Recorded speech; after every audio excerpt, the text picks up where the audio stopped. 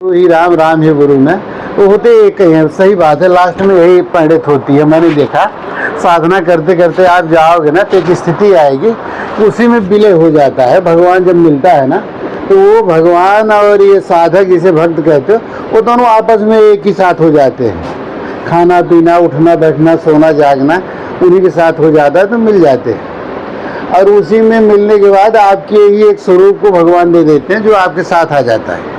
यानी आपकी का ही एक रूप होता है जिसे स्वरूप कहते हैं, वो मिलता है लास्ट में। तो साधना की ही पड़ती है। लेकिन एक चीज़ मैंने देखा है, जो हमें ऐसा तो नहीं मिला अपने जीवन में। जब हम साधना लाइन में आए तो हम आपसे बताएं ना, हम बहुत कुत्ते जैसा मारे मारे फिरे, यहाँ वहाँ यहाँ, वो साधु के पास, उस महात्मा के पास, ये किताब पढ़ो वो किताब पढ़ो, सलूशन तो कहीं से नहीं मिला। दौड़ते रह गए। अब जब इस क्षेत्र में आए ना आप लोगों को करिए, तो एक चीज़ मैंने देखा कि आप लोग जब राम राम का वो गाते हो ना, अवध गाते हो ना, इसमें मैंने देखा कि भागते हुए बड़े बड़े को देखा। ऐसा नहीं कि नहीं को, भगवान विष्णु को देखा, माता गायत्री को देखा, पार्वती को देखा, लक्ष्मी को देखा, सरस्वती जी को देखा, सबको, शंकर जी को देखा। ये सब नंग ढंग होके नाचते, इतने बेहोश होके नाचते हैं। वो नाच की कला जो आज तक मैंने कहीं पिक्चर में तो नहीं देखी, क्योंकि हालांकि ज़्यादा हम देखे ही नहीं है। लेकिन जो कला से ये लोग नाचते हैं मैं क्या बताऊं। और जब तक आप करते रहो तो इसका मतलब इस कलयुग में भगवान को रिझाना तो बिल्कुल आसान है, बशर्ते ये कला आ जाए तो। अब जैसे हम देखे, आप नहीं देख पा रहे हो ना, तो हम एक भगवान के और आपके बीच में पहाड़ है वो पापों का, जिस वजह से वो आपके सामने आ नहीं रहा है। बराबर पीछे से, पहाड़ के पीछे से आपको डायरेक्शन वो कर रहा है, देख रहा है। आप जो कुछ कर रहे हो सुन रहे हैं और सुन के नाच भी रहा है, सब क्रिया करता है भी है। अगर ये टेक्निक, जैसे हम समझते हैं भक्ति एक कला है, जिसको आ जाए, कोई रोते रोते कर लेता है, भगवान को रिझा लेता है, कोई हंसते हंसते, और कोई कुछ भी नहीं करते गाड़ी देते देते रावण जैसे पा जाता है। रावण क्या गया, अगर ये तो दिया है ना, कौन हारफुल भगवान ने चढ़ाया है। तो आम लोगों में ये कला जो है ना, जो अवध की करते हो ना, अवध को मैं आपको बताऊं, जब अनुभव मैं अवध में पहुंचा, जाके देखा तो बड़े बड़े संत का बड़ा बड़ा विशाल सिंहासन बड़े दूर दूर पे लगे हैं, वो सब आनंद पूर्वक बैठे हैं। तो उसमें देख के तो हम बहुत चक रह गए, अरे इनके सिर पे मुकुट है, और नीचे तो ये सब जब करते करते किसी की जटा सड़ गई, किसी की शरीर गल गई, किसी की हड्डी गल गई। यहाँ तो देखो तो अस्थिपंजर जैसे हैं, यहाँ तो बड़े अच्छे अच्छे आसन में बैठे हैं। तो वो लोग अवधपुर में जब बैठे तो वहाँ एक चीज़ आई कि यहाँ आने के लिए कोई ज़रूरी नहीं कि 10 साल 20 साल 50 साल की साधना है। जैसे एक उदाहरण, कुछ भाई घर से चाहे कि हम फूल लेके चले चढ़ाना है, या हार लेके चले चढ़ाना, कारण बस नहीं ले आ पाए, पैसा नहीं या परिस्थिति नहीं अलाउ भी, या नहीं रास्ते मिल पाया। तो जिस समय आप ये संकल्प किए उसी समय वो भाव बन के पहुँच गया, चढ़ भी गया, और वो आपके खाते में चढ़ाने का जो पुण्य होता है वो आ भी गया इस साधना लाइन में। इसमें जरूरी नहीं कि आप 1 घंटा मेहनत करो, 1 घंटा किए, 1 घंटा अगर भाव भी आपको बना रहा तो 1 साल का हिसाब इकट्ठा मिल जाए। हम आपको बताएं एक उदाहरण, और अभी 4 दिन पहले हमें सूचना मिली कि आपको अभी 2 जन्म आपका और बाकी था, जन्म लेना था। लेकिन कोई भाव भगवान कैसा बना कि उसी को काट दिया, 2 का उसको माइनस करके बोले कि वो सब झेल लो और काट कूट के ख़त्म कर दो, इनका इसी पार क्लियर करो इनका लाइन। समझ रहे आप। तो ये कभी कभी आपकी कला अगर ऐसी, अब कला में ज़्यादा करके, जैसे सुख में आप कहते हो ना कि दुख आता है तो उसमें भी हम मस्त रहते हैं, तो ये भी एक कला है। अगर उसमें भी आप मस्त हो और राम राम को लपेटे हो, छोड़े नहीं हो, तो यही राम नाम आपको घसीटते घसीटते खींच ले जाएगा, और एक दिन यहाँ के जो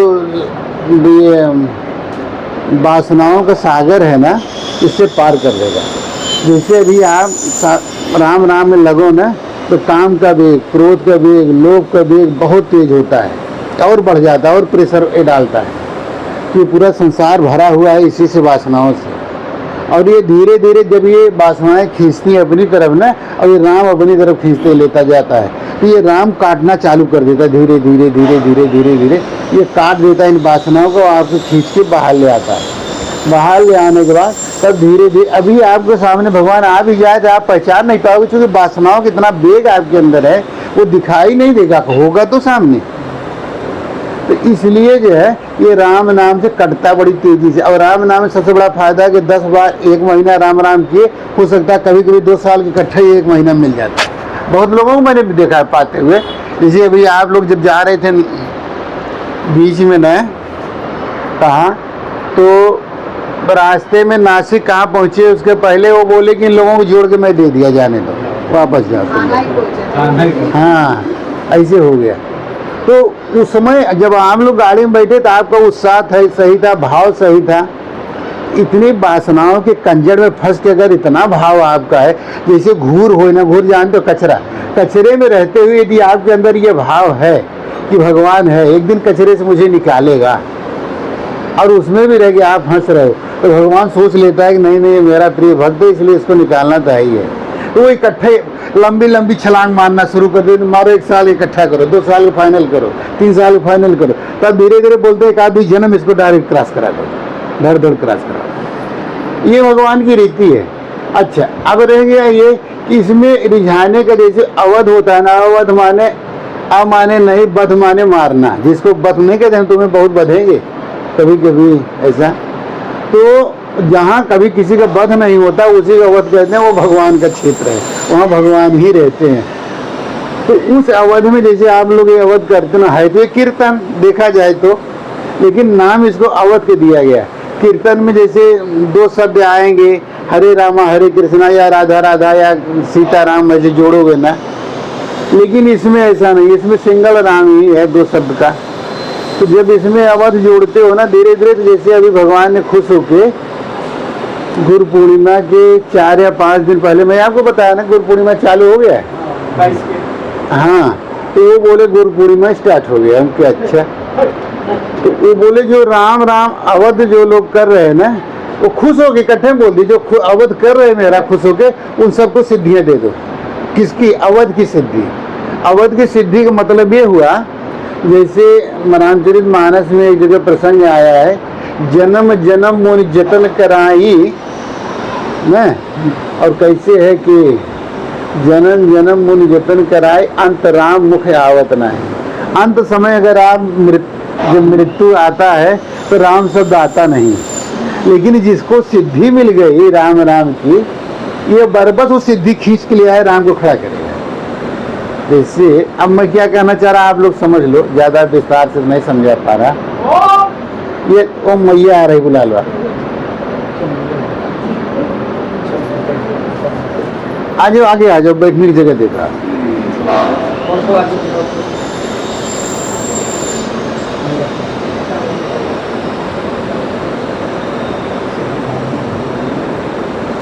कि आपको सिद्धि अगर मिल गई अवध की, अवध मतलब राम की सिद्धि, तो चाहे अब उसके बाद आज छोड़ भी देते हो तो वो नहीं छोड़ेगा। तब आप सोचो हम छुड़ा ले इससे पिंड, तो छूटता उठता नहीं। जब आखिरी टाइम में मजा देता है, काम आता है, यानी जब शरीर छूटने लगता है तो ये ऑटोमेटिक जैसे बीज बोया हुआ बीज जग गया, और ये अपने आप आपके मुंह से राम राम आएगा ही आएगा, घसीट बुलवाएगा ही। उस समय दूतों से आपकी रक्षा हो जाएगी, तो कम से कम अच्छी योनि में जाओगे आप, मनुष्य योनि, कोई साधु संत की योनि मिलेगी। इसलिए अभी जैसे अचानक दे दिए, तो जिन जिन लोगों का अवध जो करते हो, कुछ तो शर्म बस नहीं करते, कुछ लोगों के पास जैसे गला नहीं सुंदर है, लेकिन आप इसे कहते जाए, काफी लोगों मैंने देखा जिनको गला तो नहीं है अच्छा, वाणी स्वर नहीं है, पर वो लोग कहते कहते उनमें अच्छी वाणी आ गई, बहुत स्वर आ गया। जैसे राम प्रकाश बाबा वगैरह इतना बढ़िया अवध करने लगे धीरे धीरे। तो जो अवध कर रहे हो ना, उनके लिए सिद्धियां भगवान डायरेक्ट दे दिए, वो उनको सिद्धि दे देते हैं, सबको बोल दो ऐसा। तो जो भाई दिल से जान लो जो अवध कर रहे, अरे जो सबसे तेज करते थे ये इनका अटका था, जबकि सबसे बढ़िया सुनने लायक और नहीं सुव्यवस्थित सुसंगठित करते ये, तो इनका अटका था। इनका तो कल ही आया ना, परसों भगवान ने दे दिया कि दे दो इनको भी सिद्धि। तो ऐसे एक एक पॉइंट पे आपको धीरे धीरे सिद्धि मिलते मिलते मिलते मिलते ऐसे भगवान क्रम क्रम से देते जाते हैं। और आप अब जैसे अवध तो आप लोग जिसमें नए आए, गुनगुनाने की आदत अगर डाल लो तो कोई बुरी चीज़ तो है नहीं, अकेले में भी बैठ के और थोड़ा आवाज़ निकले, और नहीं तो मन के अंदर, बहुत लोग कहते हैं मन के अंदर हम राम राम तो कर ही रहे। आप धीरे धीरे अवध करते जाओगे ना तो एक दिन ढल तो जाता ही है। जब आपकी बैखरी मध्यमा पसंती आएगा तो अंदर ढल जाएगा, तो अंदर राम तो चल भी करेगा। लेकिन बार बार आपको राम राम बोलना, इसलिए भगवान को रिझाने के लिए थोड़ा बोलना पड़ता है ना।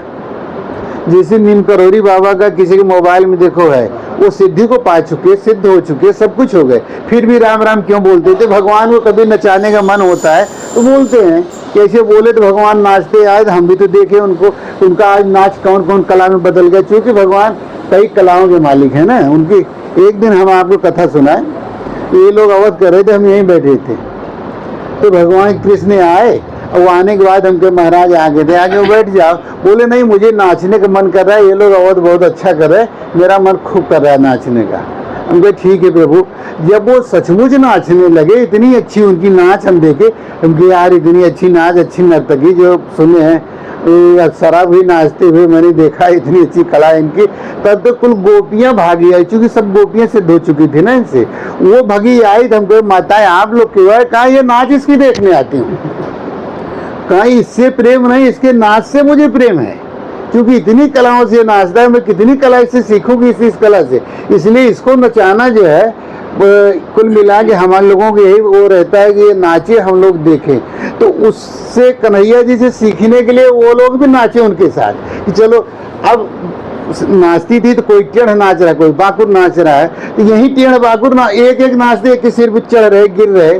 लेकिन अब वो तो भगवान नाच रहा है, वो तो किसी के ऊपर नहीं गिर रहा है। तो ऐसे ही आप लोगों में, वो भी अवध से आप लोग अगर ये अवध धीरे धीरे अपने में जो नहीं ढाल पाए हो, वो आप कोशिश करो ढल जाए, तो आप लोग भी सिद्धि पा जाओगे। तो मान लो अभी सांस छूट गई, इसमें बैठे किसी की गारंटी नहीं कौन कल जाएगा, परसों जाएगा, कब शरीर छूट जाएगा ना।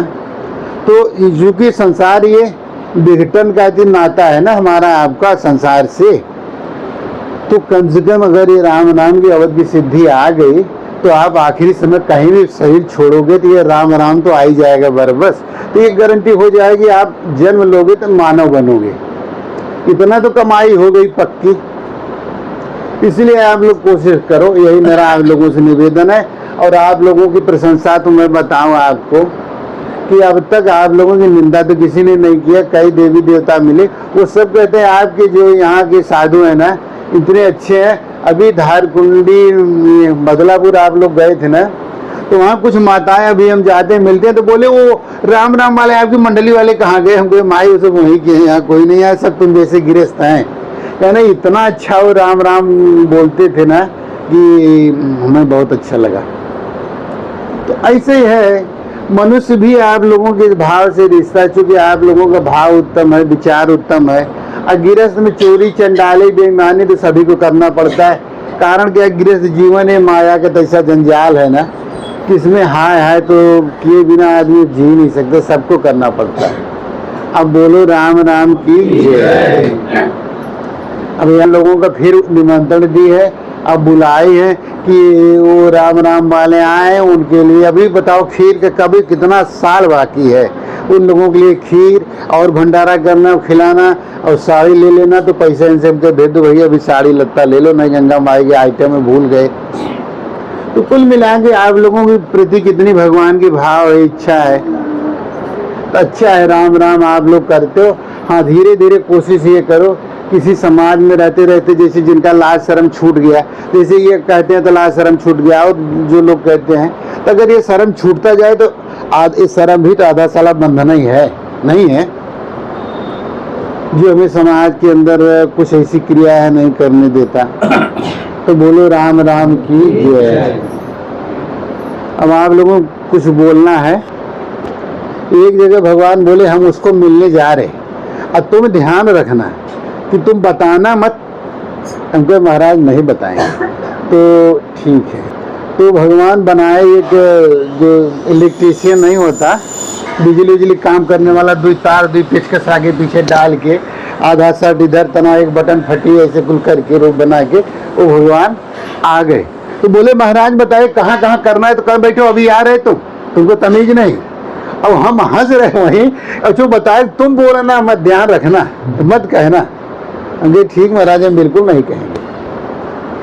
चलो बाहर निकलो, बाहर निकलो, गेट के बाहर जाओ, अभी जब समय होगा तो बुलाया जाएगा। ठीक महाराज, हम फोन करेंगे आप करोगे, क्योंकि वो भी बोल रहे हैं ना कि मोबाइल करेंगे आप करोगे।